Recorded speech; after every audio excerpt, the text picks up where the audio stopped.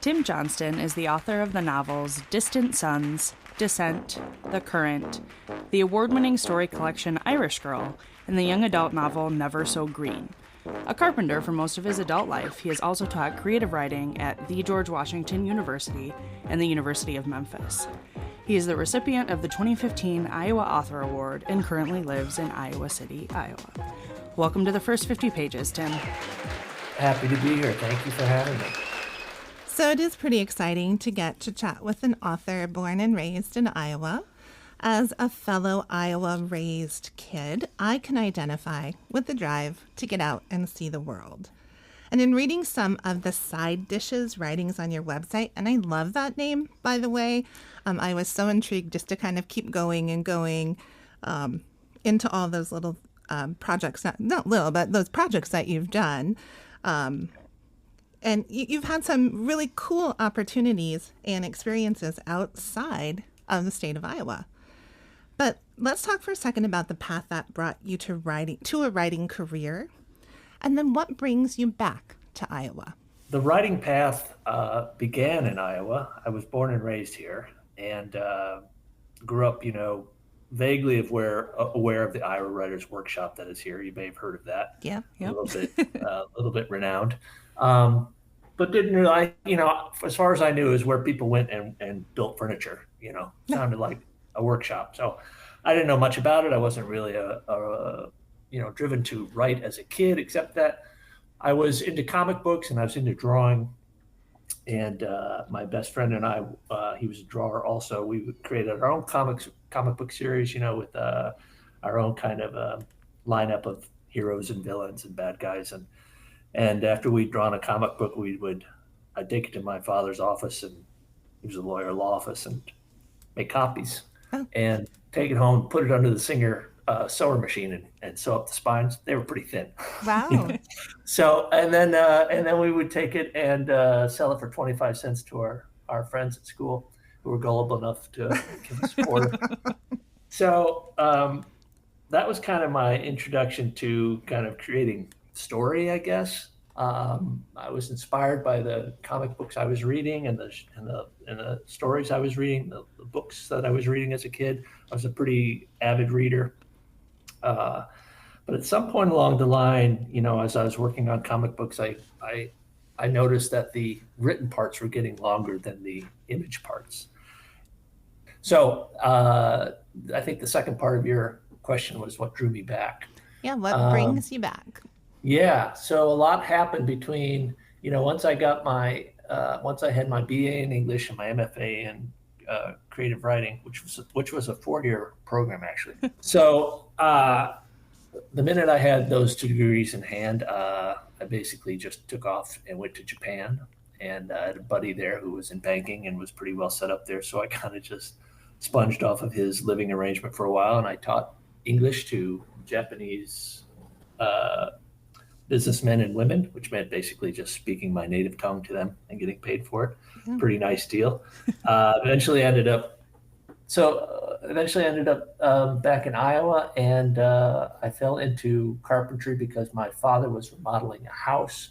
But one of the things that I love about this kind of story is, and we were kind of chatting about this, is that you can have a career as a writer, and still, it doesn't happen like blockbuster success. I think this idea that, once you've published a book, you're a blockbuster hit and everybody, there's still life to be lived, right? There's still a path of life, things to do. Like you said, you're making a living and still writing and making Mm-hmm.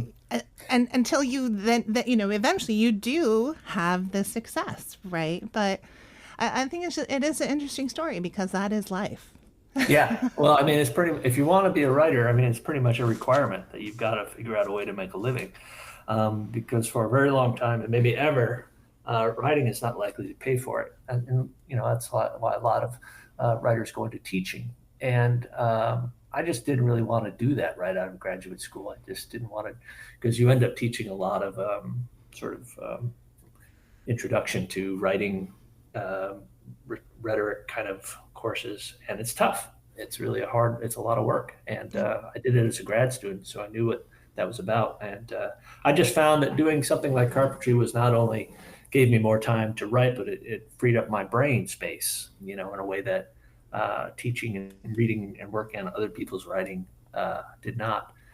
But what got me back here most recently was the success you're talking about. My novel Descent came out in 2015, and it did pretty well. It was a New York Times bestseller for a hot little while, very little while, but it it did well enough that it gave me a little financial space. And I've been teaching at the University of Memphis, and I took a year off to fulfill a contract for a new book.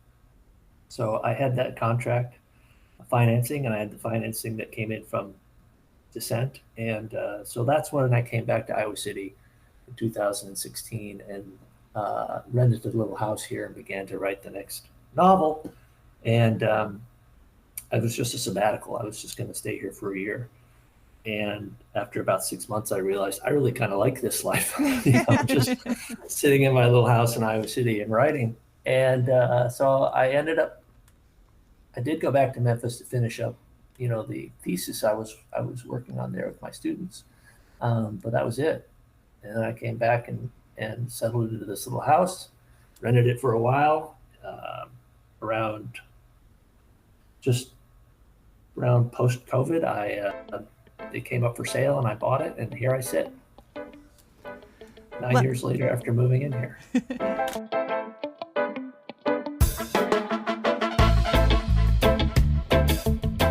So your latest novel, Distant Sons, was selected as the All Iowa Reads Choice for 2025 in adult fiction, and it has received critical praise from Publishers Weekly, Library Journal, and Kirkus, just to name a few. For those listeners who haven't read Distant Sons yet, can you tell us a little bit about this story? I can. It's fairly fresh in my brain. It is the story of a small town in Wisconsin that is haunted by a tragedy that is 40 years old, when three small boys went missing in the middle 1970s. One boy per year for 3 summers running. And then nothing, no more missing boys, and no resolution to that mystery. So the town has been haunted all this while. Now we're in kind of the present day, or more or less present era anyway.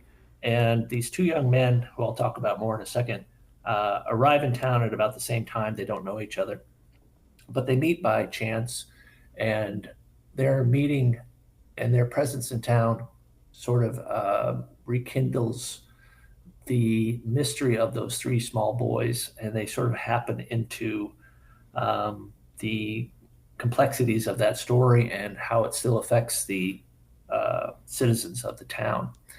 So, and they get into their own brand of trouble here in town. And so the story must sort of find its way toward resolving not only the present day trouble that they get into as a couple of they're good people, they're carpenters, and, so obviously they're good people. But they land themselves in a certain amount of trouble, just sort of by happenstance. And so that trouble must be resolved. And it also, we end up learning a lot more about those 3 missing boys, and it all sort of comes together in the end, hopefully, and resolves all the readers' burning questions. A database that we use as librarians, as EBSCO host designates, called Novelist. Mm-hmm. And Novelist puts Distant Sons in the crime fiction genre, but I think it's also safe to call it a literary thriller. Mm-hmm. And I'm going to quote Kirkus reviews, and you have to pardon the cheap pun, because I think they really nailed it for this book, right? Kirkus said, a slow burn novel that quietly elevates the fragile codes of honorable men. So can we chat for a minute about how a story evolves for you in the writing process? Are you drawn to writing literary thrillers? Well, no. I've kind of evolved into it, um, not by accident, but without really trying to do so. All my training and all my ambition was for literary writing. But something happened after I got out of school and I was on my own and I was working on stories.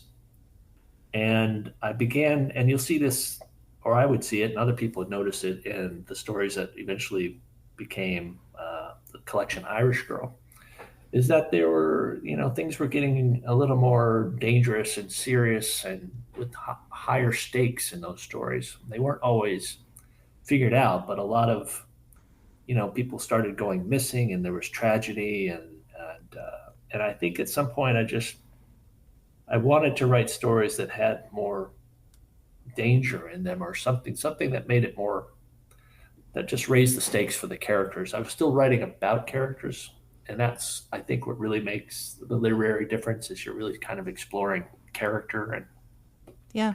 mind and heart of people. But I was exploring how their characters responded to um, violence and random acts of misfortune. And so I always still thought of myself as a literary writer, and I was just writing the best novel I could, but I also was putting in uh, elements that I thought sort of raised the stakes on my characters and made their decisions and their consequences more, what do you call it, salient. And that is one of the things that I was impressed with about Distant Sons. There is suspense in the story. It is the slow burn suspense, right? But I was still Not a term I'm fond of, by the way. Oh, really? No, I was just saying that I appreciate that because I struggle when the tension is too high and I have to flip pages too fast and I can't settle in and enjoy the story. So this was a kind of story that I really lean into and like. And part of the reason is the way you crafted the book in a way that you really ask the reader to think, feel, and engage with deeper layers of the narrative. There are so many interesting discussion points throughout the book, so many layers in the characters, and their struggles with past trauma. And I think I could talk to you all day about just the ideas of masculinity that go through the book. Some moments are really quite heartbreaking, and some moments are just maddening. You don't hold back in a lot of ways in the story. And one of my favorite questions I think that comes up, I'm just going to share with you. But it was when Mr. Givens asked in the book, and he's kind of having a conversation in his head with himself, but I'd like to think he's also having a conversation with his wife in that moment. Is a man good if he isn't bad? When I read that, I just wanted to pause and like kind of sit with that for a while, because there was a lot of elements in that story that kind of brought us back to that question. And so then my question for you.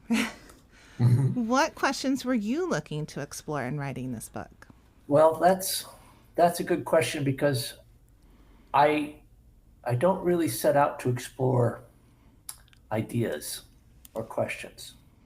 I'm really just more interested, again, with having characters, putting them in a scenario, putting them in motion, having them interact like elements in a science experiment, and see how their trajectories and their constitutions change when they come into contact with each other.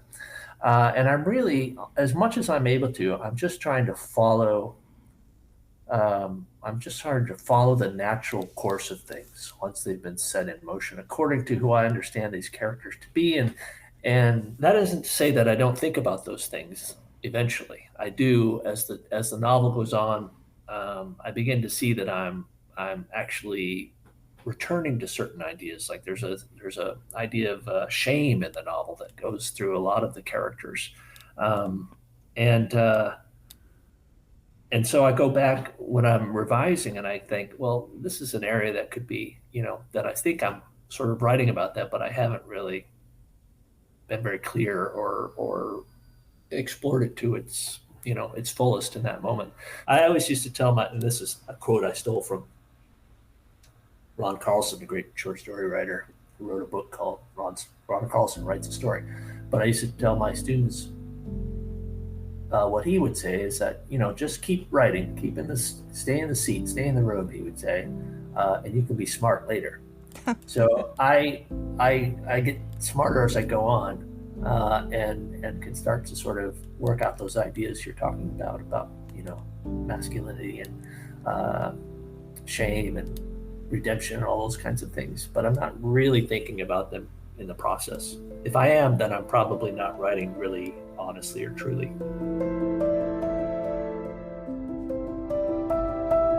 The All Iowa Reads website has some interesting book discussion questions, and I don't want to spoil things for anyone planning to attend a discussion of your book. But what is it like for you to have people discussing your book now on a larger scale? It sucks. Oh, no. Not the answer we were expecting. No, I'm being silly. It's fantastic. I don't know I don't hear a lot about it. So I'm not really aware of how much of that is going on, but I sense that, this is a pretty big initiative and cooperative undertaking by a lot of people. And kind of another question, but I think we've kind of already touched on it. Are there things that readers have picked up on in your writing that you didn't necessarily intend for? I think we kind of hit on that, with like the themes. Yeah, a lot. Yes. Yeah. I mean, again, I'm immediately thinking of something that would be a spoiler, but I can't. Yeah. I won't go into that. I know you're like, but there are certain things that tend to come up again and again.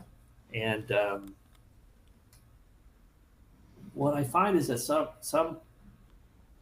some readers just get angry at you. Oh no! for making them feel something. Well, true. And so what I say is, well, I'm glad, or they're confused by something. So and so I think this is what generates this great discussions in readers groups, is that when people have different sort of reactions or responses to things that happen in the novel, and it's almost like a personal response, and they want to know what other people think, and they want to talk about it, and they get good and worked up about it, which I think is fantastic. And I've been live, and I've visited book groups where after a while they just forgot I was there. They were just talking and arguing and going back and forth. But what I like to, when someone thinks or raises the idea that they were kind of